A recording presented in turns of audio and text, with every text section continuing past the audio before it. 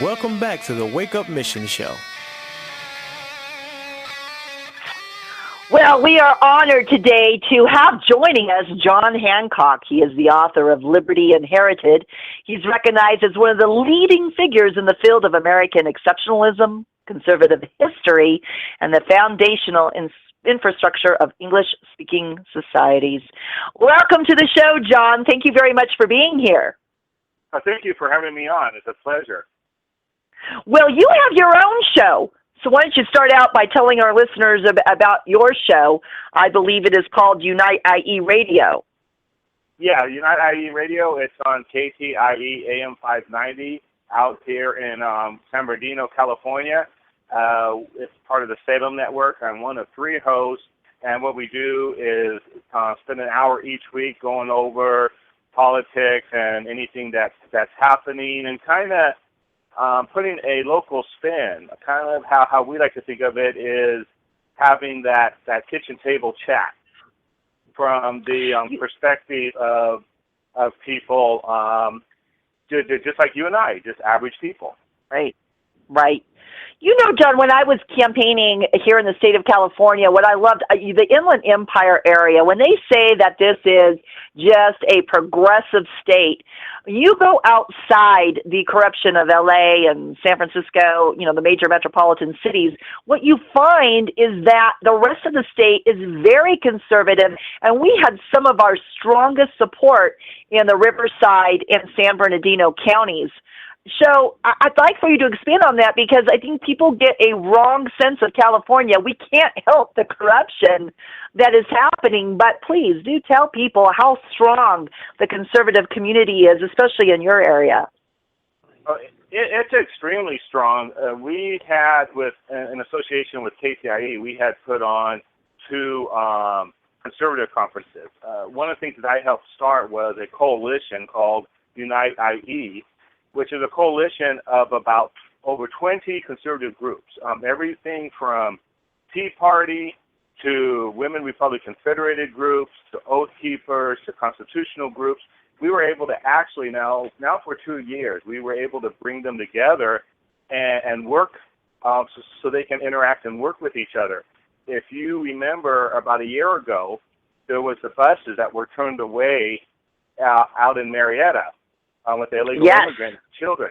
Well, part of that was the success of Unite IE, because now these groups were able to interact with each other, get the information out that this was happening, because the leaders now know each other and they trust each other, and they understand that the other, you know, a person in the Tea Party or the Republican Women's Federated, you know, they don't have to agree all the time, but they're fighting the same battle.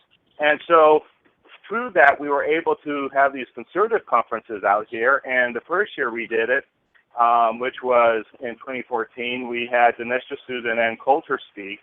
We had 600 people there. I heard about it. My friend Robert Wu was there, and I met Ann. I have actually photos of her and I together. She was very lovely to converse with. It was a private affair, some years back, but I heard your event was very, very successful. Well, right, and then we had, in February, we had our second event, our annual event, and we had this time Bobby Jindal, Carly Farina, and Rick Perry spoke, which is kind of incredible to get 3, presidential hopefuls out in Riverside to speak, and we drew over 1,000 people to that one. And it was an all-day event. So there is that activism going on here, and I think I haven't really heard anything throughout the state or throughout the country that comes close to what we're doing. We're actually getting phone calls from people in other states. We had a former congressman from Texas. His name was Steve Stockman. He came out and spent a week with us to see what we're doing here in Riverside, because he's looking at this going, this is amazing. No one else has been able to do what you guys have been able to do. And part of that is, and I have to say it's putting our egos aside. Yes, putting amen. our little pet peeves aside. What is the bigger point here? And there was three of us that started this. Just, hey, come on, we all got to work together. And all of us said the same thing. If someone can do it better, I'm ready to step aside. Take it over. Do it. Right. Take the battle. Right. You know, I'm not in it for me. Isn't it amazing? Isn't it amazing, John? Because I've been a political activist now, for 10 years, and I've graduated and I've done different things. What is really amazing to me is infighting. The progressives may not like each other, and this is what I've said time and time again. Maybe they are fighting behind the scenes. Who knows? But what I do know is out there in the battlefield, they're united. And very, very strong. We used to see, like, for instance, Mecha and the Communist Answer Party all together. We knew how, they probably felt about each other, but it didn't matter. Out there, they were strong. They were united because they had a cause, the cause for the deconstruction of America.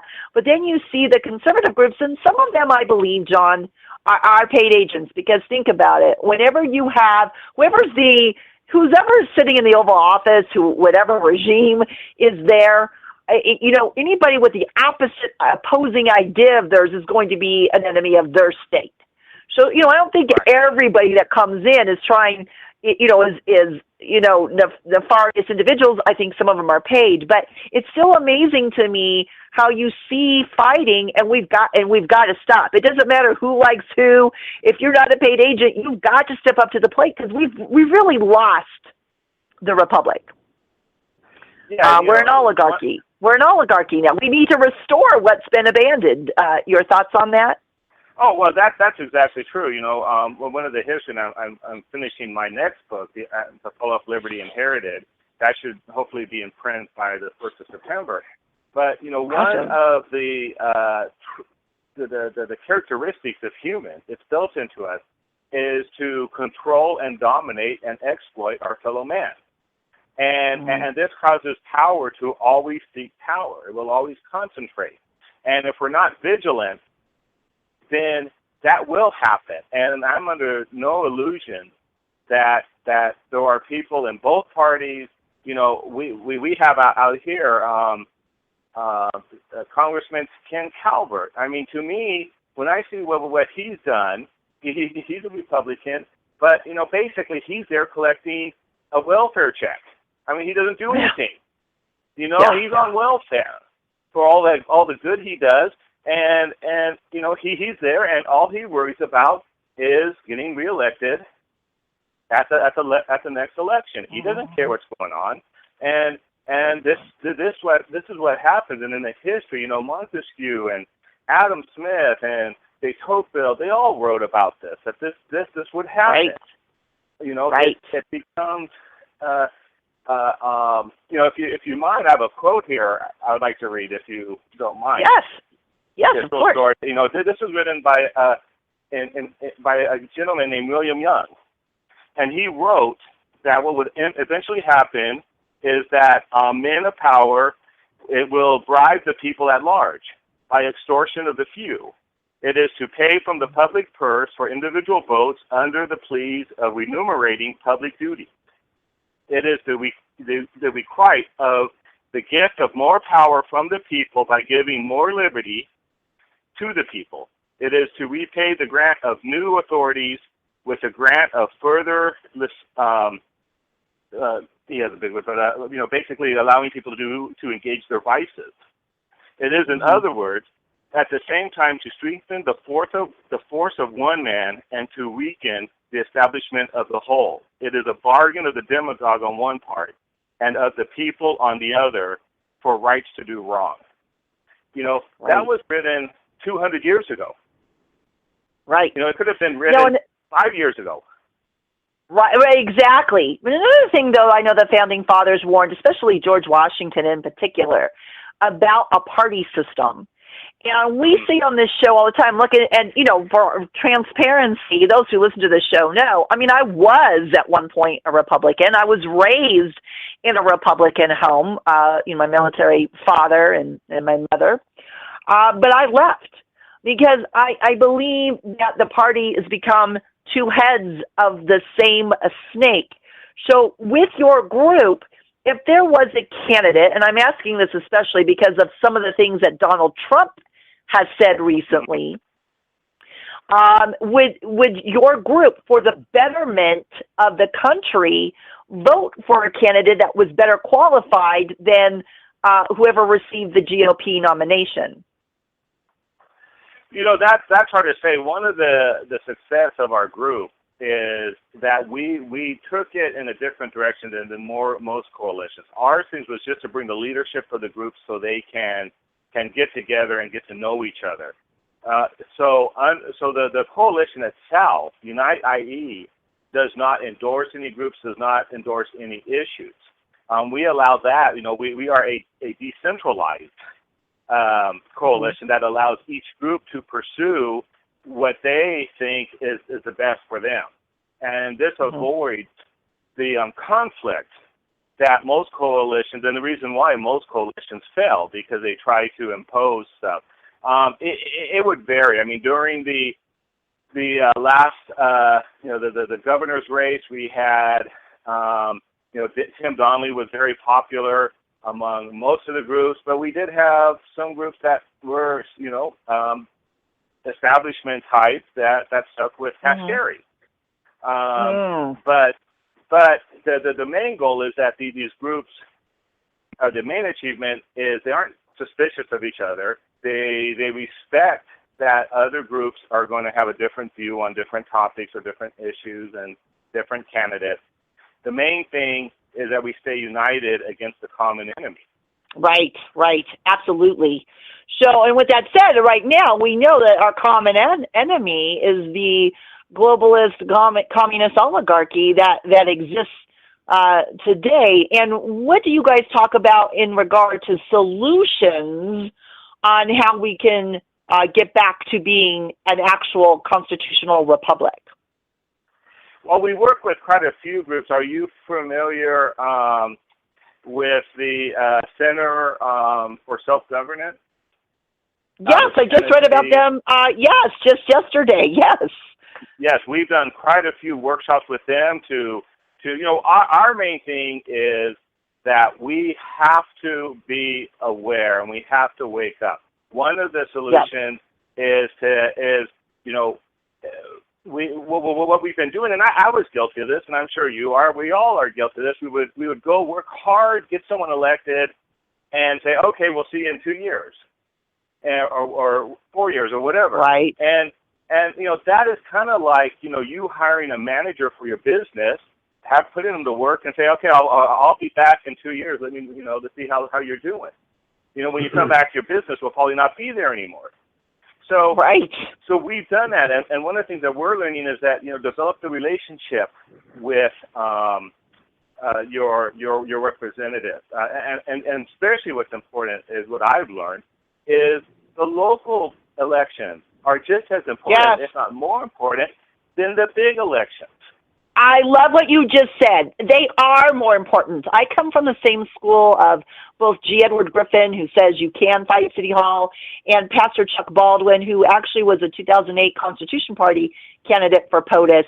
And they both feel that same way because, we all know the very famous quote from Goebbels that it's not who votes, it's who counts the votes that controls, everything. And I truly believe that, especially on the national level, we can't monitor all those polls all across this country. And certainly with the machines, I know my sister, so somebody I'm very close to, a couple of years back when she was voting even statewide for the Senate, she was voting for Sharon Engel, I believe was her name. She was a very popular Tea Party candidate.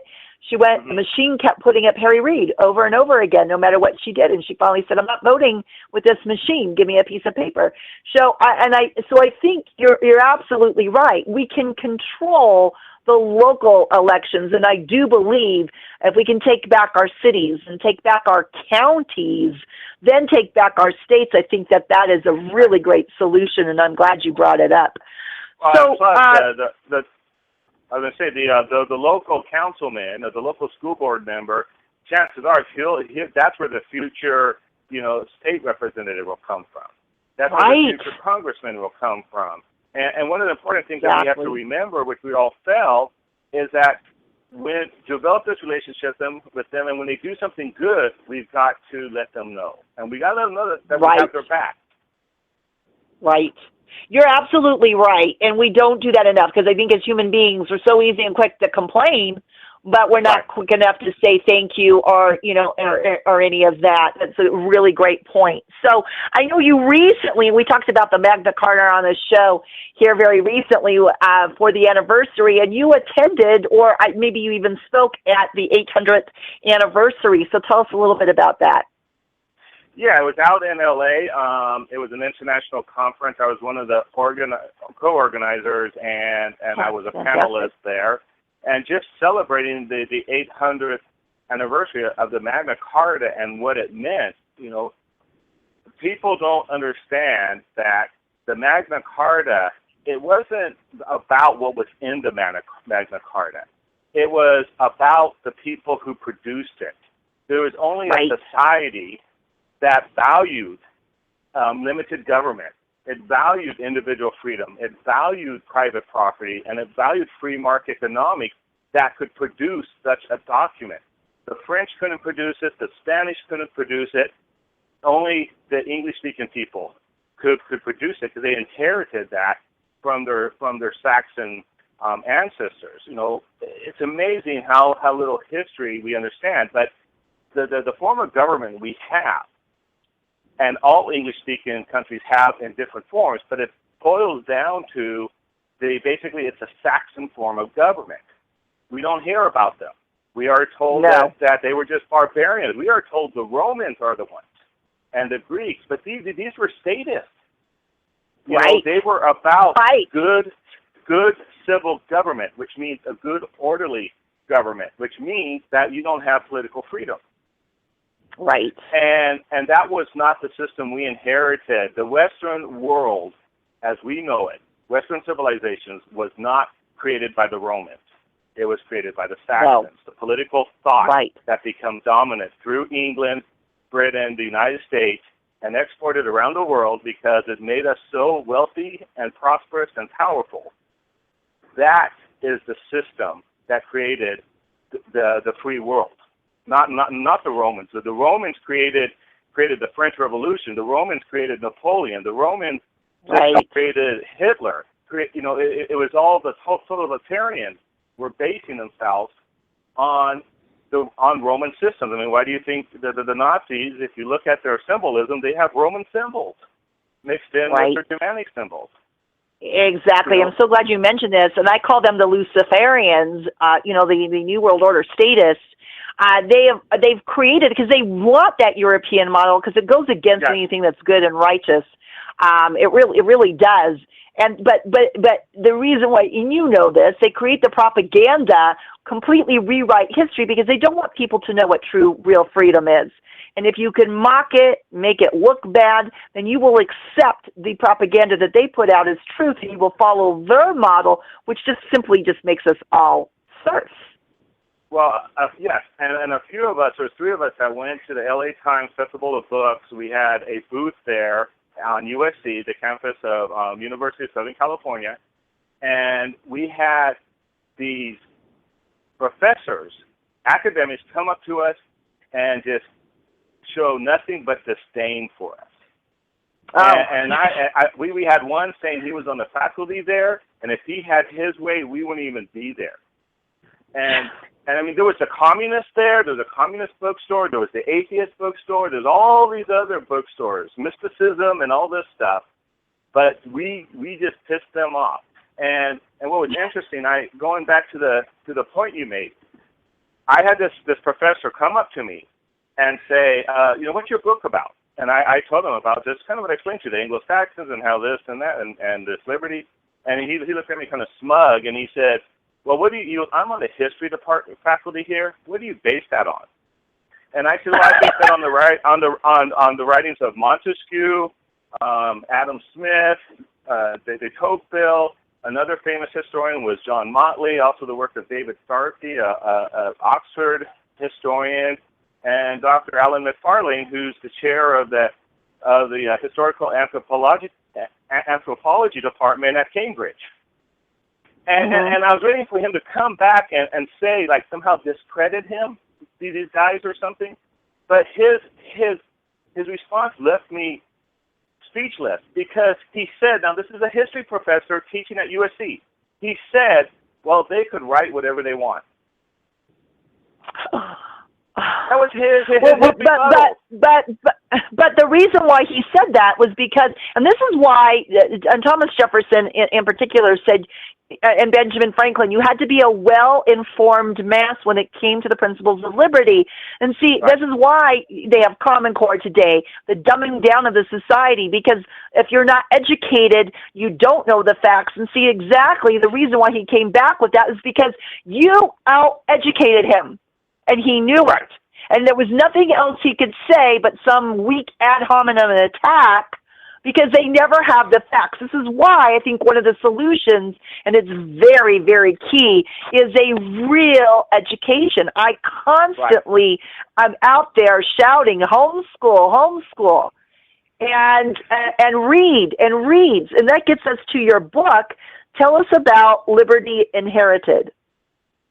Well, Liberty Inherited, about 2008, first of all, with a name like John Hancock, I loved history all my life, so...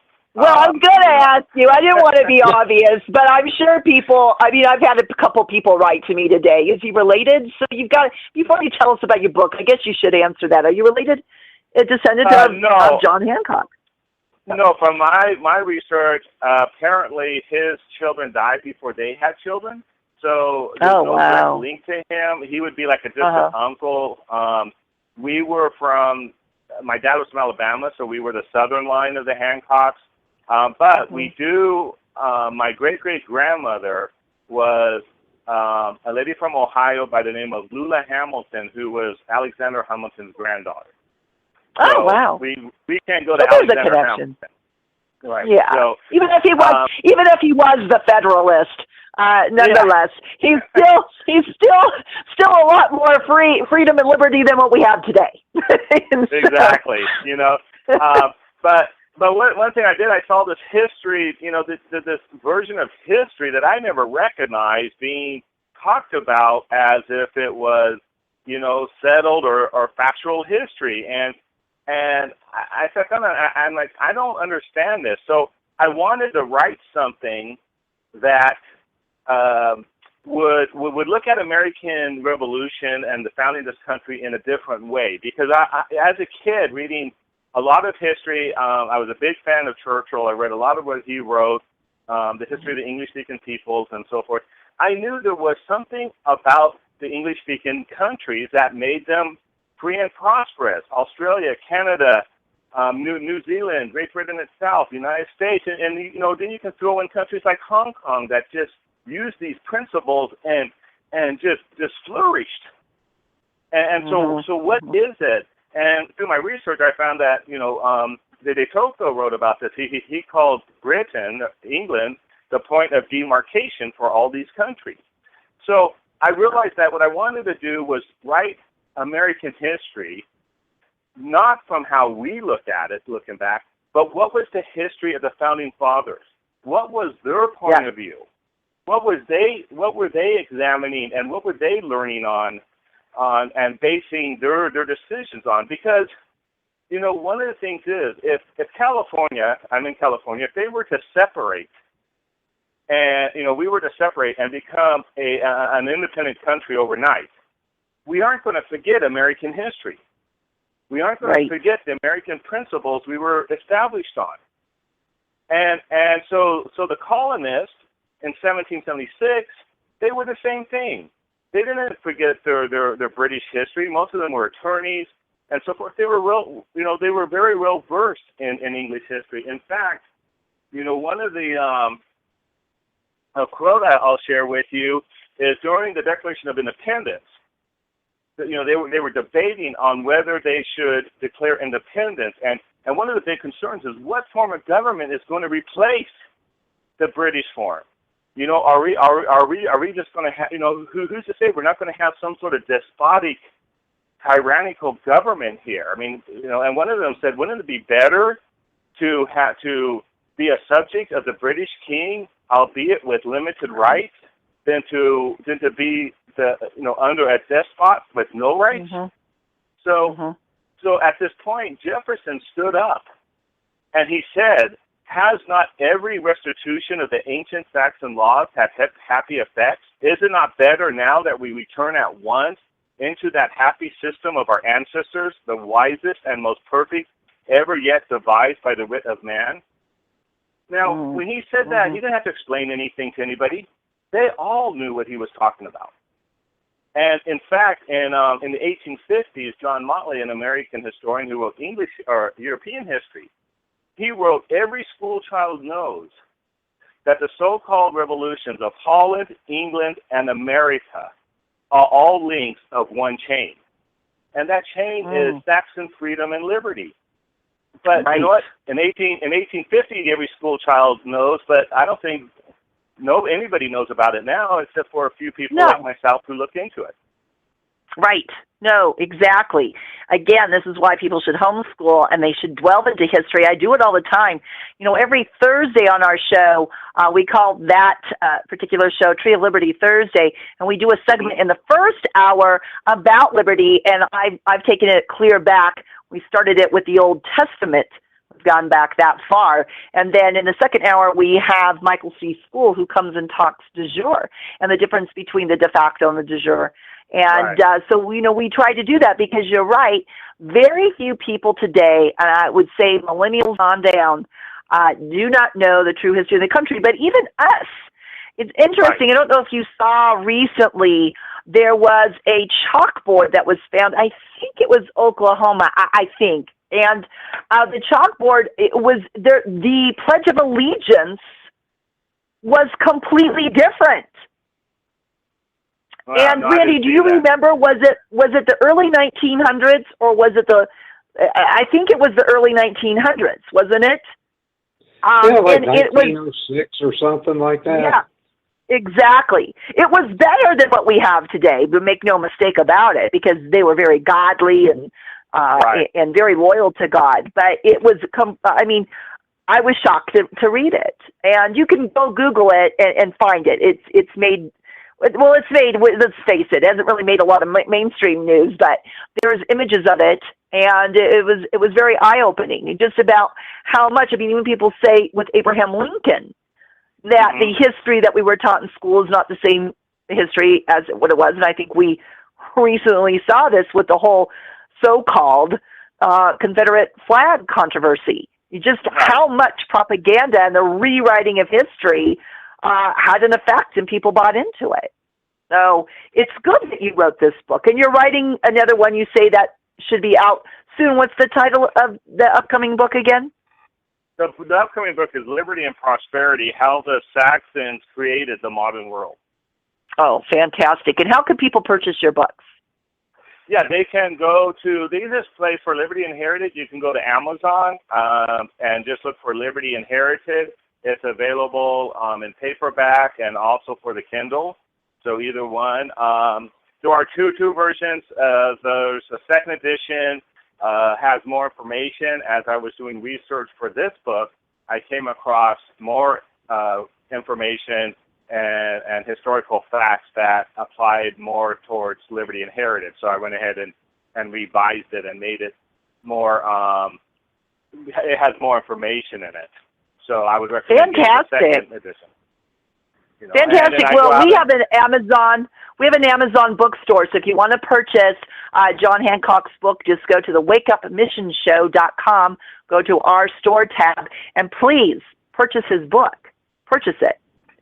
Support good liberty and get an education and educate your children.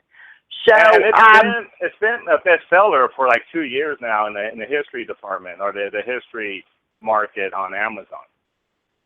Oh, fantastic! So there you go. Go to our bookstore on our website, thewakeupmissionshow.com. Now, you recently, I was reading, you went to London. Speaking of other countries, and first I want to ask you this. So it's a little bit different than what I want you to talk about. But we've had recently a guest on the show who's traveled there. He's a reporter and says it just doesn't even look the same. And, my friend Christopher, who woke me up politically, his mom lives in England, and he says every time he goes now, it's not England. It looks like Middle East. Did you notice that when you went? Is that what you discovered as well? Somewhat. I first went to England, London, when I was in my early 20s. I went there and worked pub. So I saw the 20-year difference, how the society has changed. And, it does have a lot of Middle Eastern Islamic influences. It's very scary what's going to happen there, because you do have political correctness just really taking a hold there, and multiculturalism, and they don't even understand that they're committing suicide. But that's part of the education. They they are the country that basically, as I said, if it wasn't for the rights of Englishmen, we wouldn't have human rights today. And here they're just throwing it away. I mean, they're beating themselves up over colonialism and imperialism and all this stuff, not even understanding what a great gift they gave to the world. But it's changing. They're waking up just like we're waking up now. Is it too late? I don't know. One of the other good things that I see there, though, is you have a very large Indian, and I mean like Hindu Indian population there.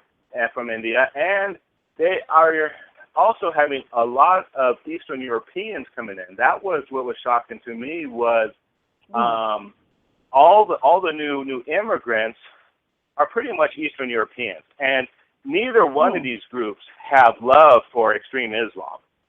So that is on their side too. So there's a balance there between, you have the extreme Islam coming in. But there's a balance with the Indians and the Eastern Europeans coming in. But who's selling them out, just like us, it's the politicians at the top. Right. Letting in Sharia law, letting in halal, and forcing other people. In some of the schools, they can even serve pork in the cafeteria because it offends the Muslim students. Come on, that's not freedom. That's not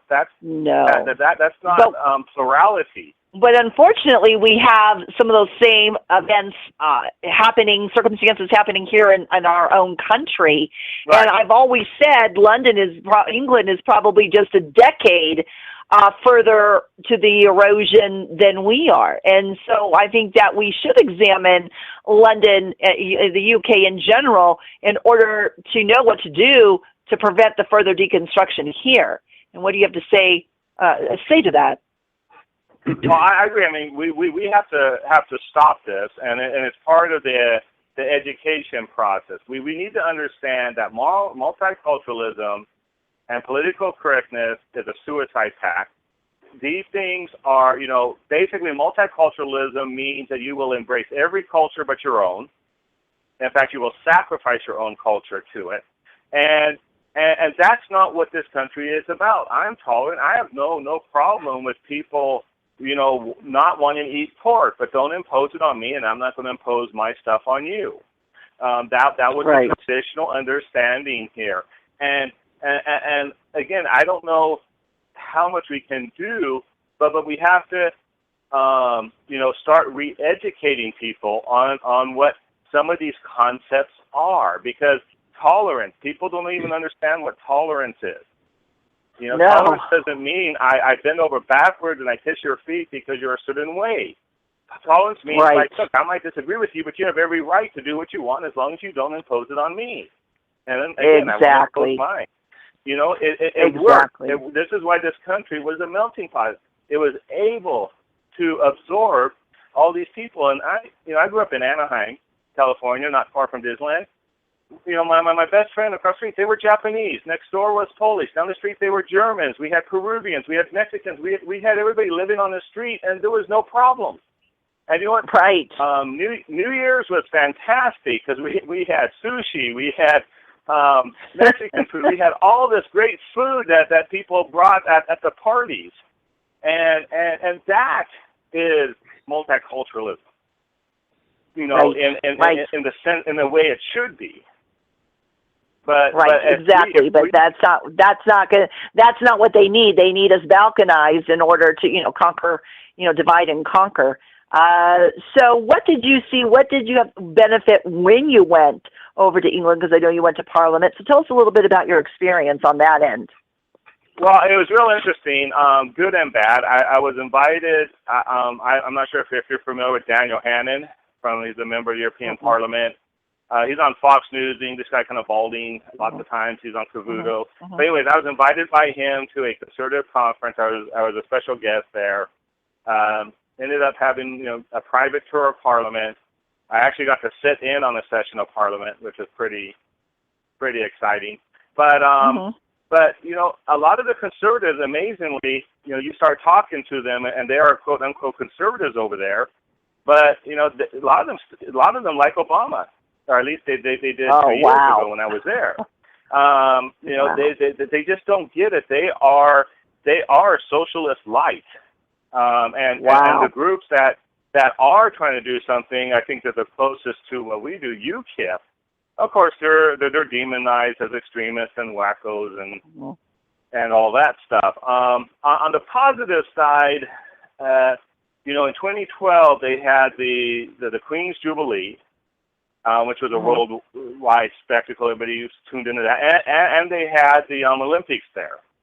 Among the people, the English people and the British people, that was I think a resurgence of pride in being British. Patriotism came out, which was basically almost dead, and like they killed it in most of Europe. The patriotism really came out. When I first went there, when I first went there in 1989, and then in 2008 I went there.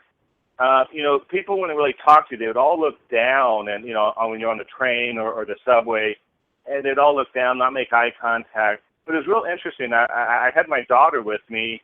She was 17, and we would be talking, and all of a sudden they'd be, "Oh, are you from America?" And like, "Yeah, oh, where are you from?" And they would be friendly and talking, and I think that was an indicator of a sense of pride that they had.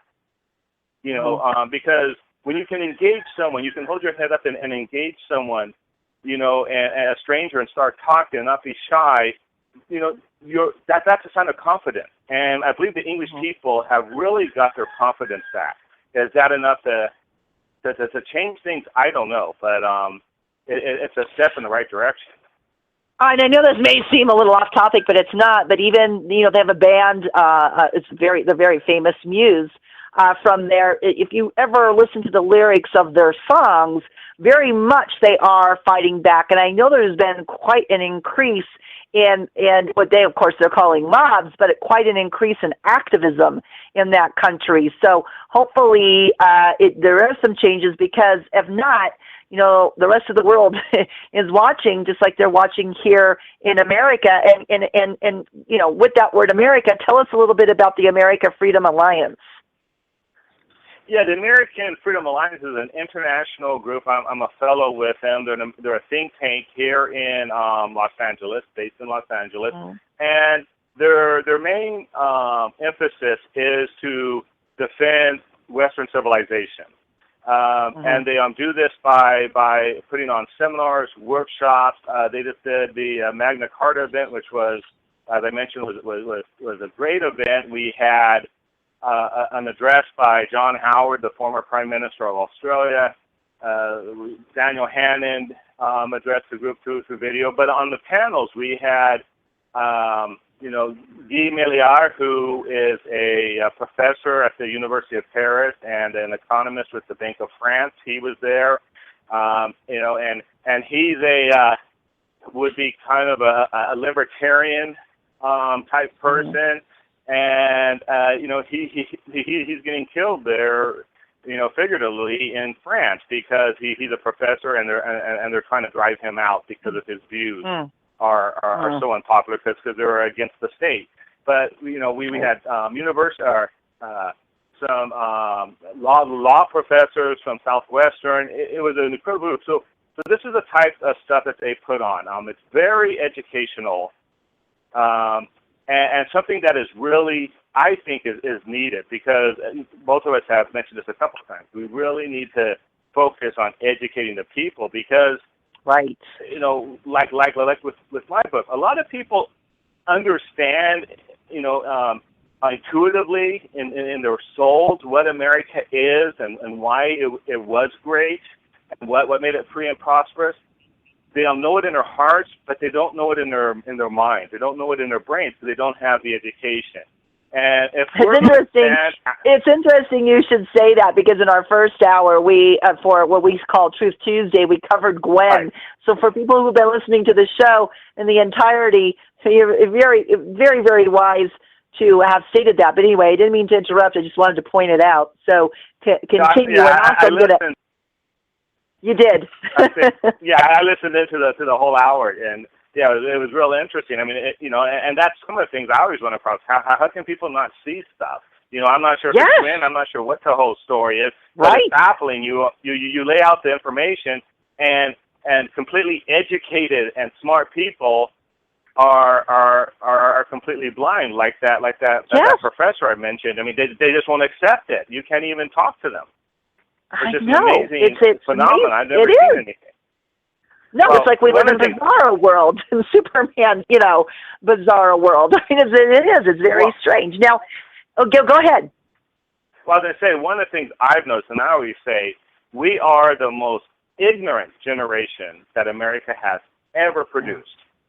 The only problem is that we've had so many self-esteem classes taught in schools that we don't even realize how ignorant we are.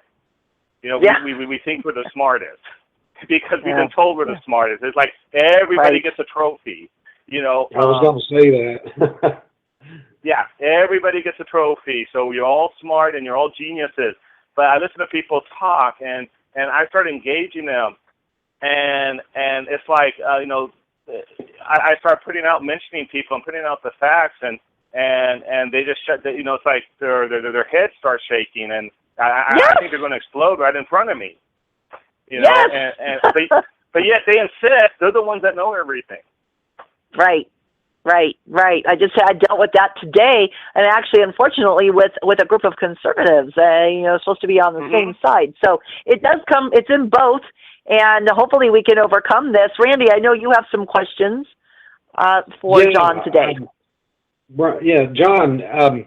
You know, I actually learned some history today about the Saxon form of government. I know we're kind of backtracking here, but I'm not real familiar with the Saxons other than what little I've read, and God only knows how long ago it was. I don't know, but what I my understanding is the Angles defeated the Saxons, and that was kind of like maybe the end of their run, their culture, what have you. So if that is true, then if the Angles did in fact defeat the Saxons, they borrowed their form of government and it went on down the timeline like that. Could you maybe explain to me exactly what happened and how that form of government was borrowed, if it was? Because, enlighten me, because I'm real curious about how that went down and the end result. Well, one of the misunderstandings is that the Saxons themselves were one people, and they weren't. The term Saxon actually came from the sword. They used to carry a short sword that they could stab underneath the Roman shields to get at the centurion, and the sword was called a sax, S-A-E-X, and so they would carry this sword. And basically what happened was the Romans would start calling anybody that was against them, they would use the Saxones, which meant Saxons. And so everybody who resisted Roman rule got painted with this term Saxon.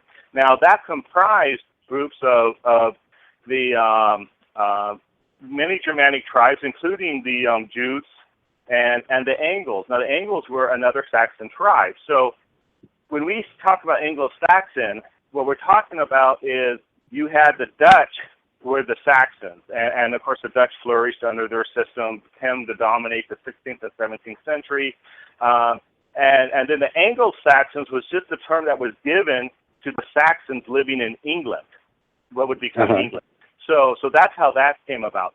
What you're thinking of, I think, is the Norman conquest of 1066 with the Babylonians, and the Normans came over, and they ended up bringing over serfdom and all that whole horrible stuff. That's where you ended up with Robin Hood, taken from the government, returning the taxes to the people. He wasn't taken from the rich; he was taken from the government, returning the taxes that kept everybody impoverished.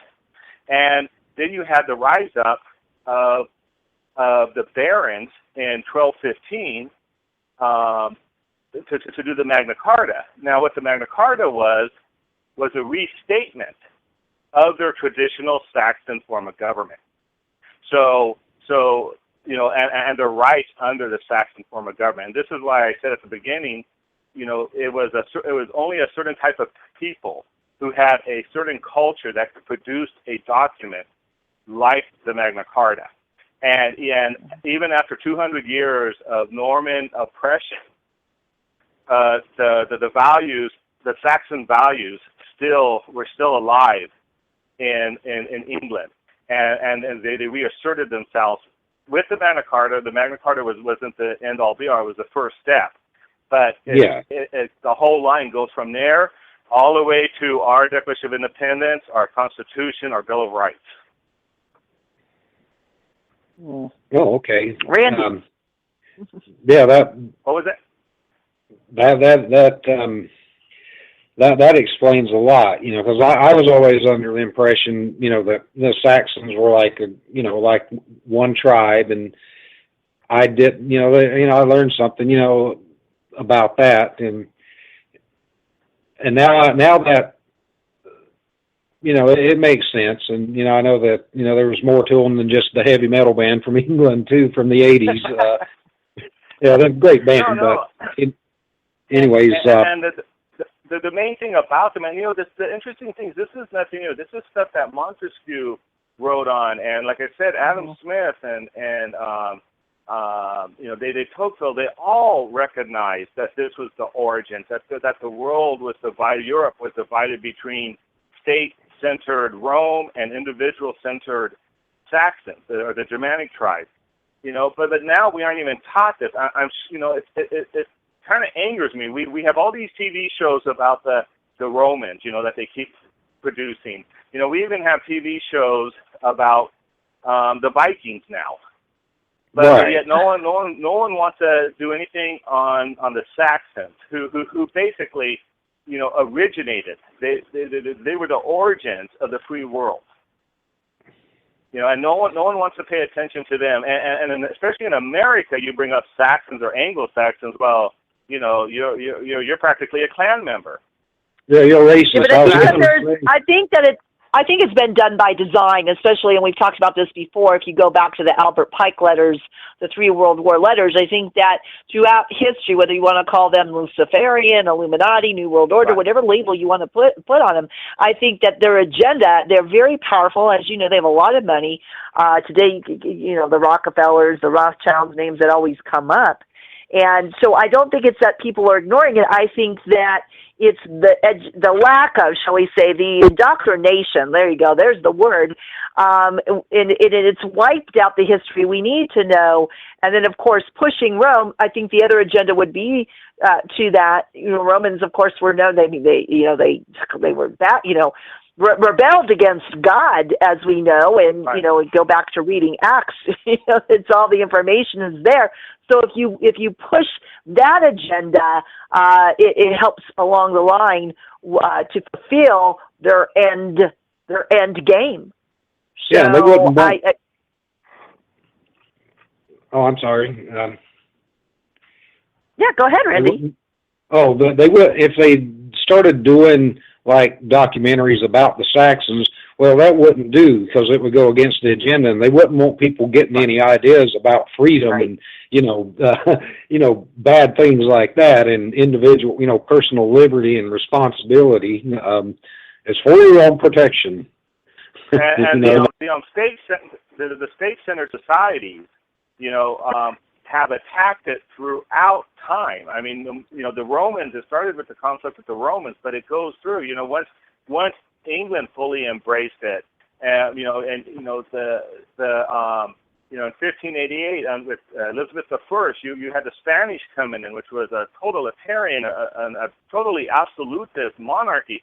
He came in to try to get the English with the Spanish Armada. You have the French attacking the English over and over again. They've tried to destroy this country that dared to put limits on the power of the elites. And they will try to destroy it, and they've been trying to destroy it. Nazism tried to destroy it. Communism tried to destroy it. They can't destroy it from the outside. And that's our biggest threat. Is that now they're destroying it from the inside. Right. Exactly. But there's enough of us, again, like with your radio show, with a group that you are doing out there in the Inland Empire, uniting and educating people. And we just have to continue to do that, get on our knees and pray. And I believe that, that is the solution. And whether we really are, as Billy Graham says, in the end zone of the end times, especially with all the news we're hearing about what's going to happen in September, we still do our part. And, it does say in Scripture, in the end, all tongues will do what? Profess that He is Lord. So we do have the final victory, but it is our task to wake as many people up as we possibly can.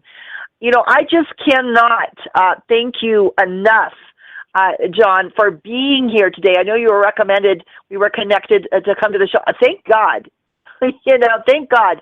This has been such a great hour, and we appreciate you wholeheartedly. So again, any links you would like to give out, any final thought? We've got just 2 minutes.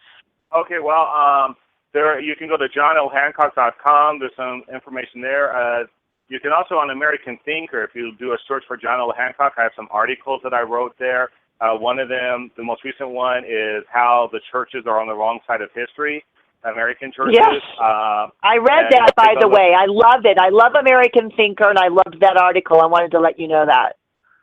Yeah, so check that out. I'm also available. I go out and I speak to groups all the time. If anybody's interested, you can shoot me an email at johnlhancock@verizon.net, johnlhancock@verizon.net, and I'll be more than happy to see if I can arrange something to come speak to your group. And just check out the book at Amazon.com. Yep, or you better yet, support Liberty. Go to the wakeupmissionshow.com. Go to our Amazon store and purchase the book. And are you going to do any book signings come September if your second book is published? Yeah, I reach out to all different types of groups. I do have in here in Southern California, San Diego and stuff. I have some speaking, but I'm always looking for more, whether it's to come out and speak or just to hold a book signing someplace. I'm always looking for those opportunities, and because this is my crusade, to use a politically incorrect term now. This is my crusade. This is my calling, and this is what I want to do. Well, you keep it up. We thank you very much for being here today, John. Very, very appreciated. Tomorrow on the show, as Randy affectionately calls it, Winker Wednesday, it's when we feature someone or someones that are an enemy to liberty. But in our second hour, we have a friend of liberty, Andrew Duncombe. He actually is a Black American for the Confederate flag, and he did a protest against Obama. We cannot wait for him to be on the show as well. We appreciate the time you've stayed with us today, and we hope you learned something. We'll be back tomorrow.